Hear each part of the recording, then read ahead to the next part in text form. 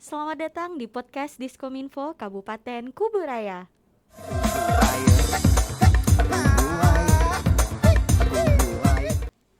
Oke, selamat pagi buat teman-teman. Selamat pagi juga Pak Odang Prasetyo. Selamat pagi. Iya, jadi buat teman-teman yang belum kenal nih siapa sih Pak Odang kayak gitu. Jadi Pak Odang ini adalah Kepala Dinas Perhubungan Kabupaten Kuburaya. Betul Pak? Betul. Oke, pasti pada nanya kenapa saya mengundang Pak Odang di hari ini, di hari Selasa. Karena bentar lagi mudik kan Pak. Betul. Banyak banget orang yang pengen mudik, tapi karena kita lagi ada di masa pandemi COVID-19, kita juga harus mengikuti peraturan ya Pak. Ya, Nah, jadi buat teman-teman yang mau mudik, mungkin bisa nonton video ini dulu. Soalnya bakalan Pak Odang ceritain dan jelasin secara lengkap tentang teknis gimana kalau kita mau mudik di tahun 2021. Oke, sebelum itu apa kabar Pak? baik, alhamdulillah sehat, tetap semangat. Oke, tetap semangat terlihat walaupun terlihat dari raut mukanya sepertinya capek. Biasa tugas-tugas rutin terkait dengan pengamanan mudik. Oke, baik Pak. Jadi mungkin kita bisa bahas tentang mudik dulu nih Pak. Ya. Bener nggak sih Pak tanggal 6 sampai 17 tuh nggak boleh ada transportasi yang untuk melakukan mudik? Ya, perlu kami informasikan begini. Terkait dengan mudik ini kita mengacu pada surat edaran Satgas Covid Pusat nomor 13 2021 dan surat edaran Menteri Perhubungan nomor 13 tahun 2001.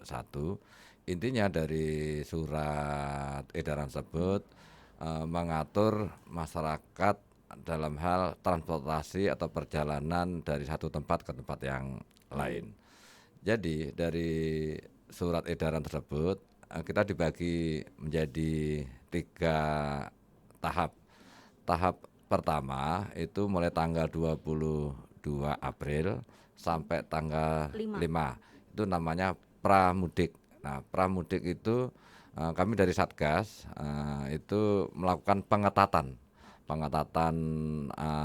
moda transportasi baik udara, laut, sungai, darat, termasuk di dalamnya orangnya. Ada pengetatan menjelang mudik. Nah, tahap kedua itu namanya peniadaan mudik atau dilarang mudik. Itu mulai tanggal 6 sampai tanggal 17 Mei. Artinya masyarakat dilarang mudik dengan pengecualian. Ada beberapa pengecualian yang diperbolehkan untuk mudik, misalnya ada PNS tugas, Polri bertugas, TNI bertugas, ada orang sakit dan sebagainya, itu masih diperbolehkan. Nah, kemudian tahap ketiga namanya pasca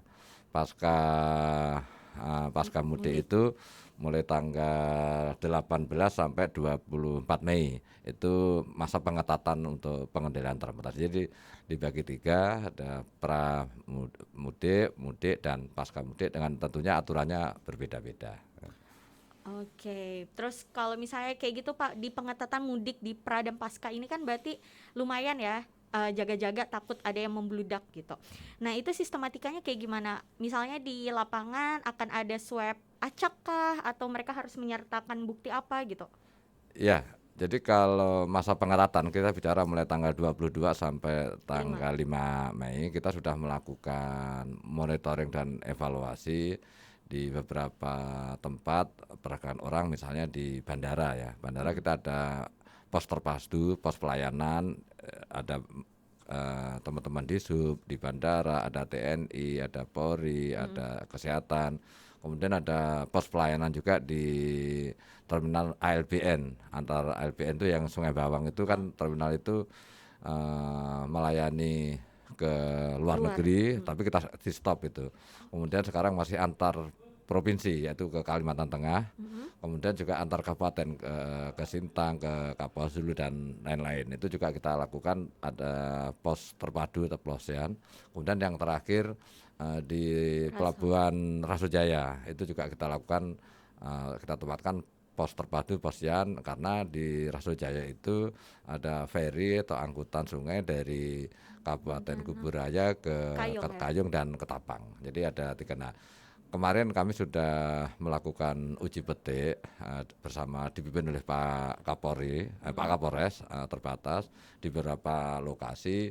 Kita mengantisipasi jangan sampai terjadi lonjakan karena tanggal 6 itu kan udah dilarang. Jangan sampai masyarakat berbondong-bondong sebelum tanggal 6 itu melakukan arus mudik. Nah, alhamdulillah dari pengamatan kami di beberapa lokasi tersebut di pos itu sampai hari ini masih landai-landai saja, tidak ada apa itu yang membludak, artinya tidak ada penumpang yang luar biasa, masih dalam konteks yang normal-normal aja. Dan tentunya karena di masa pandemik pada waktu kita melakukan pengecekan di lapangan, tentunya kita dikaitkan dengan disiplin protokol kesehatan masa pandemi. Ya, mudah-mudahan dengan kita sering melakukan checking, terus kemudian sering menghimbau kepada masyarakat, kita sering ke masyarakat bahwa sekarang COVID masih ada lah.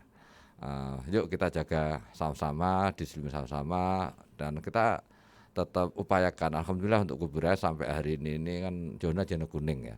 Jangan sampai dengan kita tidak disiplin, kita kendor dalam protokol kesehatan, ada peningkatan jumlah penderita COVID sehingga dari kuning menjadi oranye jadi jangan sampai ya. Udah kita pertahankan, bahkan kita bersama-sama, bukan tanggung jawab pemerintah aja, tanggung jawab masyarakat dari yang kuning menjadi hijau, insya Allah. Oke, itu emang apa ya Pak? Kayak karena mungkin Kuburaya tuh luas banget kan Pak. Terus kita punya bandara ya. Terus kita juga kita punya pelabuhan, kita punya terminal. Jadi emang harus lebih hati-hati ya Pak. Oke, terus kalau kayak gitu Pak, kalau misalnya di tanggal 6 sampai tanggal 17 masih ada yang jalan, konsekuensinya tuh kayak gimana? Ya, artinya kebijakan pemerintah kan melarang mudik, tapi dengan pengecualian. Iya. Nah, kami misalnya kan tiga tempat tadi ya, tiga tempat tuh yang kita siapkan poskonya di Rasojaya, di ALB Nambawang, kemudian di bandara, dan kita tambah checkpoint di Lingga Sungai Bawang. Pintu masuk kendaraan ke Kuburaya itu kan di Ambawang, nanti kita siapkan di sana. Nah, artinya begini, petugas kami sudah siap untuk mengantisipasi itu. Artinya untuk tanggal 6 sampai tanggal 17 itu kan dilarang mudik dengan pengecualian. Pengecualian misalnya untuk barang-barang itu tetap boleh. Kemudian ambulan tetap juga boleh. Kemudian ada ASN karena tugas penting. Nah, kita tanya misalnya surat tugasnya mana, minimal eselon 2. Kemudian terkait dengan persyaratan administrasi kan bisa PCR, bisa antigen, bisa genus. Kalau PCR itu berlaku 3 hari, kalau rapid test antigen itu selama 2 hari, kalau genus selama 1 hari. Nah, artinya selain menunjukkan surat jalan, kemudian ada surat keterangan bebas COVID, ya boleh silakan. Artinya badannya boleh mudik dengan pengecualian beberapa persyaratan tadi. Oke, jadi buat teman-teman yang mau mudik jangan ngerasa tanggal 6 sampai 17 mau lebaran bapak-bapaknya libur. Tidak ya Pak, masuk terus kan Pak? Masuk terus. Masuk terus. Jadi apabila nanti ditemukan masyarakat yang mudik terus kemudian tidak memenuhi syarat yang saya sebutkan tadi, ya mohon maaf sebelumnya, kita akan suruh balik kembali oleh petugas kami. Saya tugaskan bagi masyarakat yang kita temukan di beberapa checkpoint tadi yang tidak mensyarat, dengan mohon maaf, artinya saya suruh balik kembali pulang ke rumahnya. Oke, jangan marah ya Pak ya. Jangan marah, mohon maaf dulu. Ini untuk kebaikan bersama ya. Oke, terus kalau misalnya kayak gitu, itu udah dijawab ya Pak, antisipasi berkembangnya pandemi COVID-19. Oke, terus kita lanjut ke terkait tes genos tuh Pak, ada syarat-syaratnya nggak sih Pak, atau kayak mereka nggak ada tes rapid sama si PCR, jadi dia milih genos, bisa kayak gitu? Bisa, artinya alat genos kan sudah diakui oleh Menteri Kesehatan, oleh Menteri Perhubungan, dan alhamdulillah sekarang sudah bisa digunakan di mana saja, seluruh Indonesia. Artinya kelasnya alat Genus itu sama dengan rapid test maupun PCR. Oke, berarti tinggal masyarakatnya kalau misalnya mau pakai sesuai kebutuhan dia ya. Iya, saya kira juga sekarang dari tes kemarin kami lakukan tes Genus di pelabuhan, terus kemudian di terminal, kemudian di Transmart, dan antusias masyarakat luar biasa. Karena apa? Pertama, Genus itu dalam waktu yang singkat, 3 menit kita ketemu hasil. Kemudian rasa takut masyarakat tuh berkurang. Kalau PCR maupun rapid itu kan pakai Oh, colok-colok. colok-colok Kalau Genus itu hanya dengan tiupan. Kemudian yang terpenting adalah tidak membebani masyarakat ya, masyarakat terkait dengan biaya. biaya. Ya kalau rapid test, PCR kan mahal. Mudah-mudahan dengan Genus ini masyarakat lebih antusias, dan kita sudah buktikan di beberapa tempat masyarakat mendukung. Ini sekarang sudah sadar kok bahwa pandemi COVID itu masyarakat juga ingin lebih hati-hati. Kemudian kita himbau sedikit ya, mereka sudah melakukan, dan alhamdulillah dari beberapa lokasi yang di setiap malam kita patroli, kita rahasia, reaksi tanggapan masyarakat relatif baik lah. Oke, terus di sub itu Pak nanti pas dari pra sampai pasca Lebaran itu ada berapa tim sih Pak? Ya, kami kan petugas juga terbatas ya, Ya. terbatas, tentunya harus pandai mensiasati. Kami siapkan 3 regu ya, 3 regu, masing-masing regu ada kurang lebih 12 orang. Jadi regu ini sip bergantian untuk melakukan pengamanan di lapangan, sehingga ya selain tugas rutin, sebagian dari amal jariah kawan-kawan lah gitu. Karena ini kan bentuk pengabdian masyarakat. Bisa bayangkan kalau petugas polisi lalu lintas di sub nggak ada pada waktu macet, kita bisa bayangkan tentunya sangat merugikan masyarakat. Dengan saya sampaikan ke teman-teman, masing-masing regu melaksanakan tugas bagaimana mestinya sesuai dengan jadwal yang telah ditentukan. Oke, terus menurut Bapak nih Pak, kan Bapak selaku Kepala Dinas Perhubungan yang pastinya tahu banget lah seluk-beluknya Kabupaten Kuburaya. Cara-cara Bapak nih, langkah-langkah Bapak yang Bapak mulai terapkan dari kemarin-kemarin untuk mengurangi arus mudik nih. Ya, kita memberikan penyebarluasan informasi ya, memberikan edukasi kepada masyarakat. Saya senang diundang di acara ini, kan ini bentuk penyebarluasan informasi, bentuk edukasi kepada masyarakat, sehingga masyarakat tahu dan paham bahwasanya sekarang ini masih dalam musim masa pandemi. Nah, kenapa ini kebijakan pemerintah dilakukan sebenarnya untuk demi masyarakat itu sendiri. Kita ketahui bahwasanya saat sekarang tuh COVID-19 masih terjadi dan ada potensi meningkat. Kemudian kalau masih terdapat animo masyarakat ingin mudik, dan kita ketahui juga bahwasanya kalau kita biarkan kemudian ini terjadi, dan menurut survei dari pengamatan Dinas Perhubungan, setiap peringatan hari-hari besar, karena pergerakan orang hari besar misalnya Natal, Tahun Baru, dan Lebaran semacam ini, karena pergerakan perpindahan orang tinggi, sehingga survei membuktikan bahwa peningkatan COVID semakin tinggi. Oleh karena itu, dengan kebijakan dilarang mudik, mohon dipahami pada masyarakat bahwa sekarang masih masa pandemi, sehingga pemerintah itu sayang kepada masyarakat. Oke, jadi menurut Bapak selaku untuk di Kuburaya sendiri nih Pak, cara yang paling efektif, apalagi kita punya banyak jalur antar kota dan kabupaten, gimana Pak? Iya, yang jelas kita sudah melakukan langkah-langkah. Salah satunya adalah kita lakukan namanya uji petik razia ya, razia. Selain kita, kalau di Dinas Perhubungan kan konteksnya itu bagaimana transportasi itu aman, nyaman, dan selamat. Nah, aman dan nyaman dan selamat itu tentunya kita akan lakukan pengecekan terkait dengan dokumen-dokumen kendaraan. Kemudian yang kedua terkait dengan kelayakan kendaraan itu sendiri. Kendaraan itu bisa kendaraan darat maupun kendaraan sungai. Nah, dari situ kita bisa meyakinkan kepada masyarakat bahwa kalau ingin berkendaraan harus memenuhi prasyarat tersebut. Nah, tentunya sekaligus karena ini dalam masa pandemik, tentunya kita selipkan terkait dengan disiplin protokol kesehatan pada masyarakat, terkait dengan himbauan menggunakan masker, jaga jarak dan sebagainya.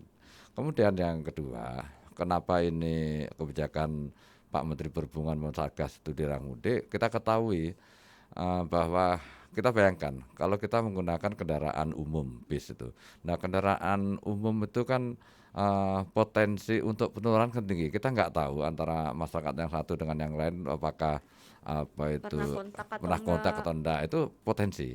Kemudian yang kedua, kita kan sayang orang tua, Mm-mm. nenek, kakek, orang tua dan sebagainya. Kalau kita misalnya ada potensi positif, kemudian kita datang ke kampung, menularkan kepada orang tua, nenek kita, kakek kita, saudara kita, ya rasanya rasa berdosa. Artinya mohon dipahami dengan larangan mudik ini menjaga kita semua.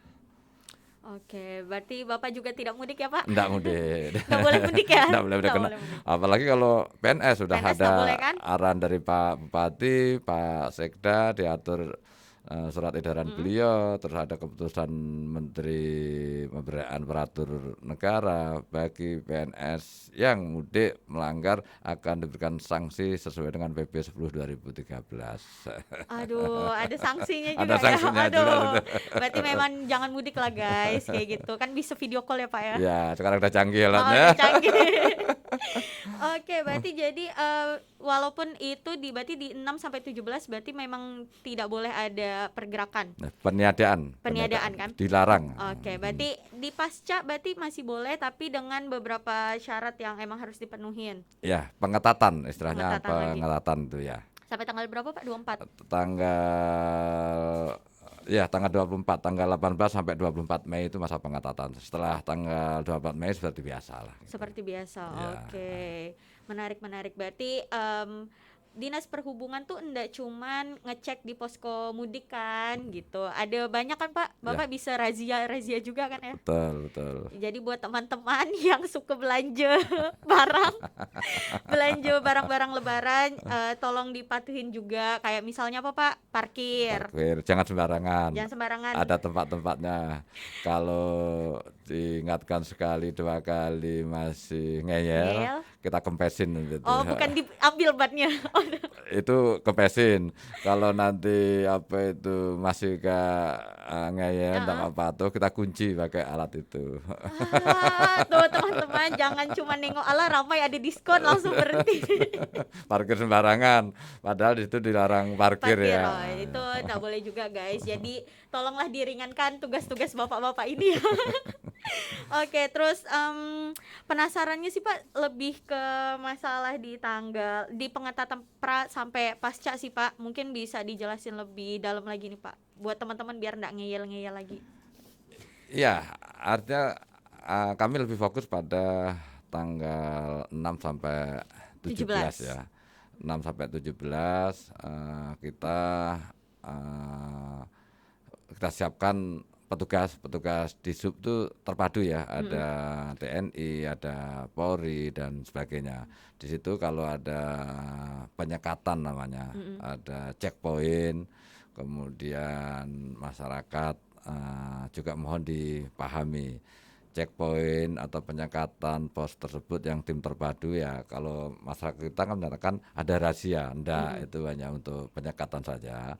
Artinya sepanjang masyarakat memenuhi ketentuan, enggak usah khawatir, enggak usah was-was, lari, nanti kan potensi risikonya. Kita berikan pencerahan aturannya seperti kalau alat kelengkapannya sudah aman lengkap, saya kira tidak perlu khawatir berlebih. Dan intinya begini, terkait dengan salah satu kunci terkait bagaimana mengatasi COVID-19 ini, kita tidak boleh panik ya.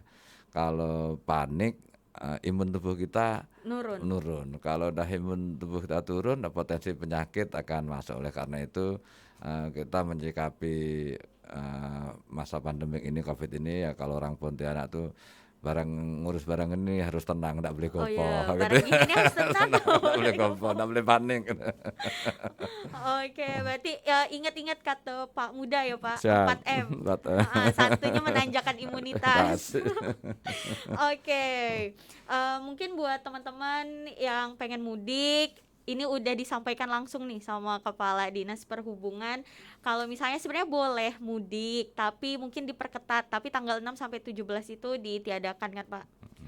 Mungkin dari Pak Odang ada yang mau ditambahin atau memberikan satu patah, dua patah kata asik. Ya.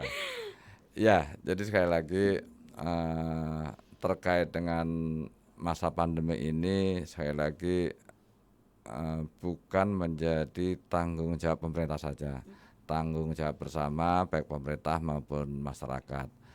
Inti daripada surat edaran ini kan dalam rangka untuk mencegah pengendalian COVID-19 jangan sampai merajalela. Kita bisa bayangkan kalau kejadian seperti India ya, Oh iya, yang ya parah banget. parah banget, sehingga jangan sampai terjadi seperti itu, dan bisa kita cegah dengan melakukan disiplin protokol kesehatan, kira-kira gitu. Oke, jadi buat teman-teman jangan lupa kalau yang mau mudik, terpaksa mudik ya Pak, terpaksa mudik harus tetap menjalankan protokol kesehatan. Tapi misalnya yang merasa belum butuh banget untuk mudik, ditahan-tahan Ditahan lah dulu ya. lah. Iya, yang penting wifi lancar, bisa video callan kayak gitu. Ya, ya. Oke, terima kasih Pak Saya Odang. tutup pakai pantun boleh ya? Oh boleh, Ya. aduh Lia bikin pantun juga. Ya. Kalau ada pantunnya. Oke, Ke hulu naik rakit, asik. ke tepian hati gembira. Kalau mudik membawa penyakit, lebih baik kita di rumah saja. Oke, asik. Bapak ndak bilang-bilang tuh gitu. Untuk nutup ya. Oke. Makasih Pak Ya, Odang atas sama-sama. waktunya, Sama-sama. semangat bekerjanya. Siap. Soalnya jadwal Bapak tuh sebenarnya sibuk guys. Ngelihat jadwal Bapak tuh kayak hari ini di Rasau, nanti bisa kemana-mana lagi. Ya, Gitu. keliling. Keliling. Makasih ya Pak Ya, Odang. sama-sama. Oke, Makasih. jadi buat teman-teman terima kasih yang udah nonton. Jangan lupa tetap patuhi protokol kesehatan ya. Terima kasih. Assalamualaikum warahmatullahi wabarakatuh. Waalaikumsalam.